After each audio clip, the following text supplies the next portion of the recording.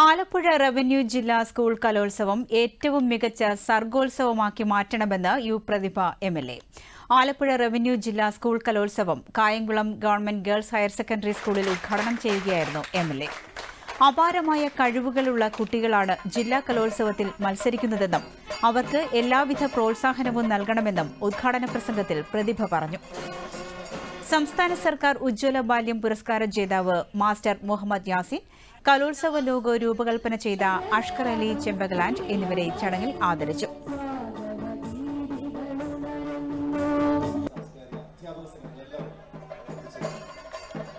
നമ്മുടെ കണ്ണുകൾ എപ്പോഴും പോസിറ്റീവ് തേടി നടക്കട്ടെ. നമ്മുടെ കുഞ്ഞുങ്ങളെ നമ്മളത് പഠിപ്പിക്കുക. കുറ്റവും കുറവുമല്ല, ശരികൾ കണ്ടെത്തി അത് അനുകരിക്കാൻ നമ്മുടെ കുഞ്ഞുങ്ങളെ പഠിപ്പിക്കുക. എല്ലാവരോടും പറഞ്ഞു, നമുക്ക് ഈ കുറച്ച് ദിവസത്തേക്ക് തേനീച്ചകളാകാം.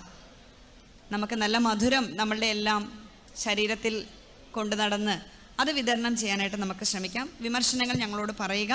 നിങ്ങൾ പറയുന്ന കാര്യങ്ങൾ ഞങ്ങൾ സംഘടക സമിതി കൂടി അപ്പോഴപ്പോൾ പരിഹരിക്കാനുള്ള പരിശ്രമം തീർച്ചയായിട്ടും ഞങ്ങൾ നടത്തും.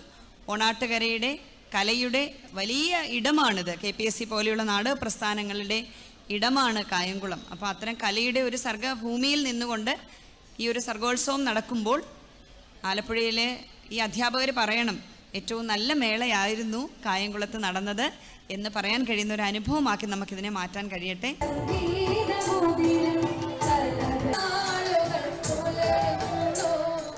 സ്കൂൾ കലോത്സവത്തോടനുബന്ധിച്ച് ആരംഭിച്ച മീഡിയ സെന്ററിന്റെ ഉദ്ഘാടനം കായംകുളം നഗരസഭാ ചെയർപേഴ്സൺ P. ശശികല നിർവഹിച്ചു. ഡിസംബർ 3 വരെ കായംകുളത്തെ 13 വേദികളിലായി നടക്കുന്ന കലോത്സവത്തിൽ 5000-ത്തിലധികം വിദ്യാർത്ഥികളാണ് മത്സരിക്കുന്നത്.